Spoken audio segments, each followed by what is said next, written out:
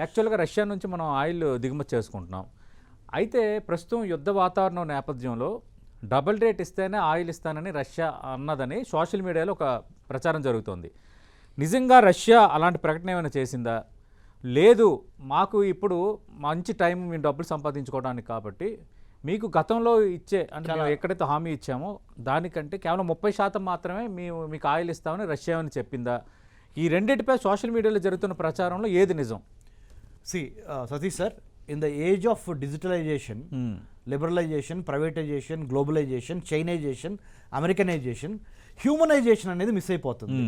So don't get surprised even if Russia says like that. Okay, ఇది ఒక అంశం. కానీ I personally feel Russian foreign minister చెప్పందే, Russian interior minister చెప్పందే మనం నమ్మకూడదు. Right, don't go by what social media says. Okay, we have to wait for the official confirmation from the right. అది social media source. నా దగ్గర ఉన్నది ఒక official source. Official source ఏంటంటే ఏప్రిల్లో రష్యా నుంచి మనకి వచ్చే ఆయిల్ దిగుమతుల్లో 15% తగ్గుదల ఉంది. అంటే ఇంప్లికేషన్ ఏంటి అసలు? ఎందుకు అలా జరిగి ఉండొచ్చు కూడా? ఎందుకు తగ్గింది? ఎప్పుడు వచ్చే ఆయిల్ దిగుమతి 15% ఎందుకు తగ్గింది? అబ్సల్యూట్లీ. ఎందుకు తగ్గింది అంటే ముఖ్యంగా రష్యన్ ప్రెసిడెంట్ వ్లాదిమిర్ పుతిన్ కూడా కొంత ఇండియా ఇరాన్ పట్ల అవలంబించిన పాలసీ మీద కొద్దిగా లిటిల్ అన్హ్యాపీ అయింది. ఓకే, ఎందుకంటే ఇరాన్ దగ్గర మనము ఇరాన్ మీద మనము స్టేట్మెంట్ ఇవ్వకుండా యుద్ధం జరిగినప్పుడు మొదటి 15 రోజులు ఇండియా నోరు మీద చాలా వ్యూహాత్మక మౌనం అంటారు, స్ట్రాటజిక్ సైలెన్స్ ప్రకటన చేసిన రోజు మనం మళ్ళీ డిబేట్ చేద్దాం. సో అది కొంత రష్యన్ ప్రెసిడెంట్ ని కొంత ఇచ్చేసింది. తర్వాత మనము ట్రంప్కి కొద్దిగా సపోర్ట్గా ఆయన భావించాడు బిగినింగ్ లో.